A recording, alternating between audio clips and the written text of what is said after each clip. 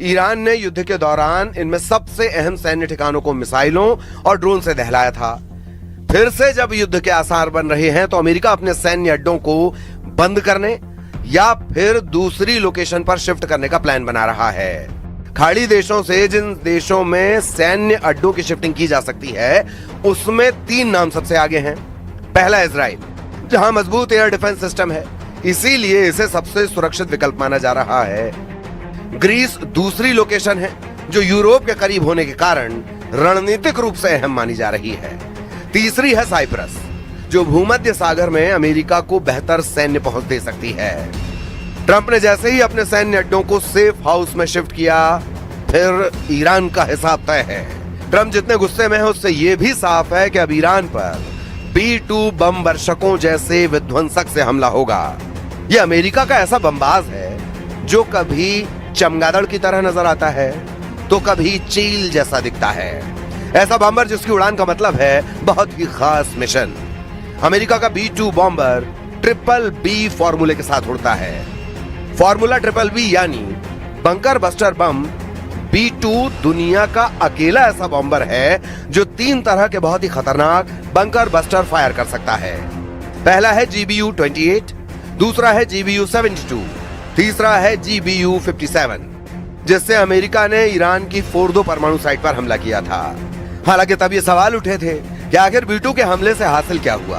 क्या Trump Iran के परमाणु कार्यक्रम को पूरी तरह मिट्टी में मिलाने में कामयाब रहे या फिर सब कुछ एक दिखावा साबित हुआ? क्योंकि रूस ने तब अमेरिका की सर्जिकल स्ट्राइक की सफलता पर सवाल उठाए थे। 2025 में 12 दिनों के युद्ध में ईरान ने बराबर की टक्कर दी थी।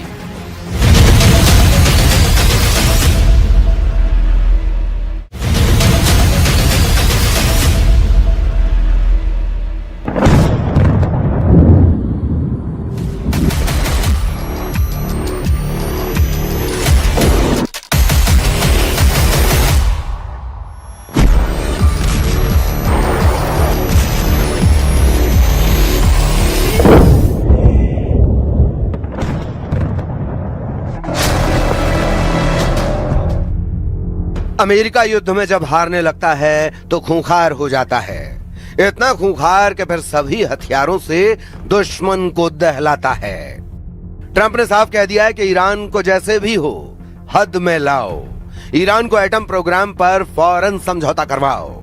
अगर ईरान नहीं तैयार होता है तो फिर B-2 से बमबारी करो या टॉम हॉक से मारो, F-35 से हमला करो या मिनटमैन फोड़ो।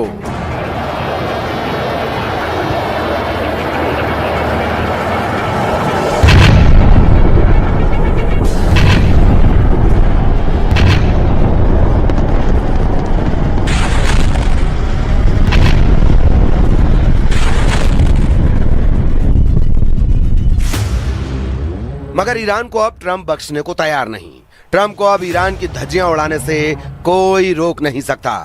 ट्रंप की ईरान ने इतनी परीक्षा ले ली है कि वो होश खो बैठे हैं। ईरान ने कतर में जो कांड किया है उसे ट्रंप ने अपनी इज्जत का सवाल बना लिया है। जैसे ही ईरान की चालबाजी ट्रंप को पता लगी है, उन्होंने फौरन इमरजेंसी वॉर मीटिंग बुलाई। ट्रंप ने रक्षा मंत्री पीट हेग्सेथ और जॉइंट चीफ्स ऑफ स्टाफ के चेयर जनरल डैन केन के साथ वॉर मीटिंग खत्म कर ली है। मुमकिन है जल्द ट्रंप फिर से ईरान को फोड़ने वाला ऑर्डर रिलीज कर दें।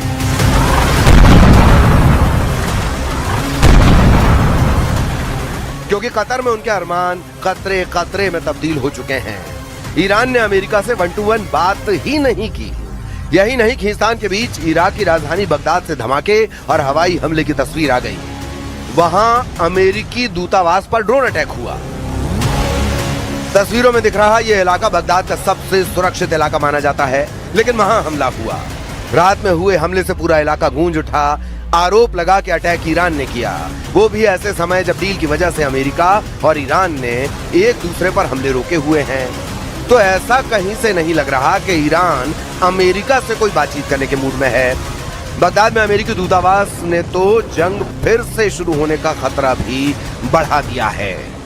रही सही कसर कतर के दोहा में पूरी हो गई, क्योंकि वहां अमेरिका और ईरान के प्रतिनिधिमंडल की सीधी बात ही नहीं हुई।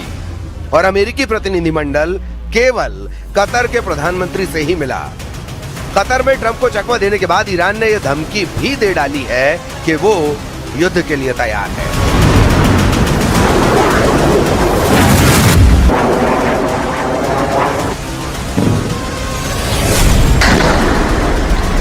ما نسبت به تفاهم نامه مصریم، یعنی ما هم در حال گفتگو هستیم، هم اگر گفتگو رو نخوان اجرا بکنن آماده جنگ هستیم و عکس العمل نشون میدیم و حتما طبق اون کار رو دنبال میکنیم। जिस मुलाकात का ट्रंप ने ढिंडोरा पीटा था और कहा था कि ईरान की सहमति से कतर की राजधानी दोहा में अमेरिका और ईरान एटमी डील फाइनल करने की कोशिश करेंगे, ना वो मुलाकात हुई और ना ही ईरान और अमेरिका की दोहा में कोई सीधी बात हुई। हुआ बस इतना कि दोहा पहुंचे अमेरिकी राष्ट्रपति डोनाल्ड ट्रंप के डेलीगेशन ने कतर के प्रधानमंत्री शेख मोहम्मद बिन अब्दुल रहमान अल थानी से मुलाकात की। अमेरिका की ओर से दोहा पहुंचने वालों में पश्चिम एशिया में अमेरिका के दूत स्टीव विटकॉफ और ट्रंप के सलाहकार और दामाद जेरेड कुशनर शामिल थे। कहा जा रहा था कि दोनों ईरान से बात करके होर्मुज और दूसरे मुद्दों का कोई समाधान निकालेंगे, लेकिन ऐसा कुछ नहीं हुआ। हालांकि जेडी वेंस ने दुनिया को ऑल इज वेल वाली स्थिति दिखाने की पूरी कोशिश की। We want durable commitments that are verifiable and backed up by inspections that Iran will denuclearize their entire country.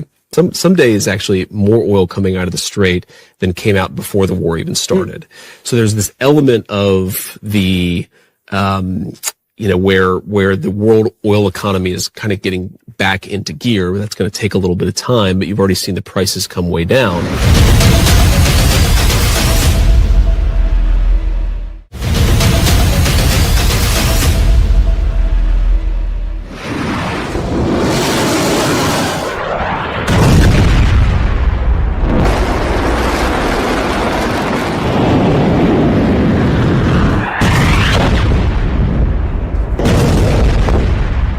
America कोशिश कर रहा है कि डील पर ईरान उसकी बात माने, हॉर्मुज में समझौते के आर्टिकल 5 को लागू करे, लेकिन ईरान नहीं झुक रहा।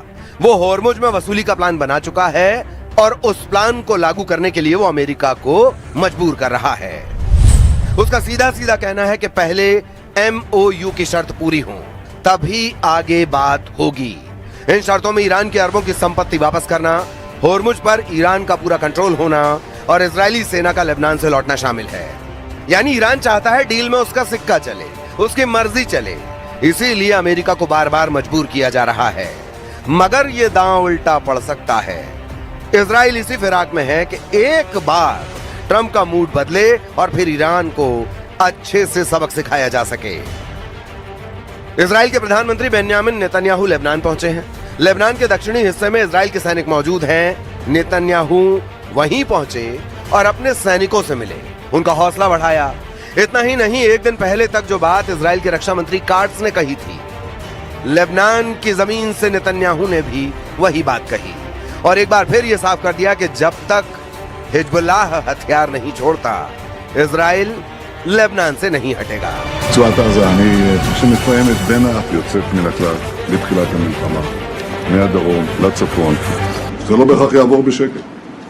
אנחנו מאוד גאים במה שהשגנו בזכות הפעולה האמיצה שלכם וגם ההחלטות שקיבלנו. וההתעקשות שלנו שאנחנו לא יוצאים מדרום לבנון עד שהאיום לא בטל.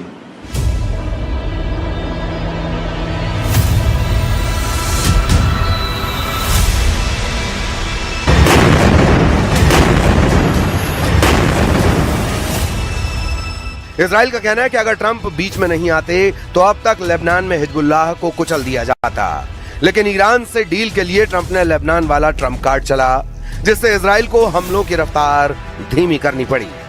मगर इजराइल तो इजराइल है और नेतन्याहू को रोकना मुश्किल ही नहीं, नामुमकिन है, वरना वो लेबनान की जमीन पर खड़े होकर हिजबुल्लाह को नहीं ललकारते।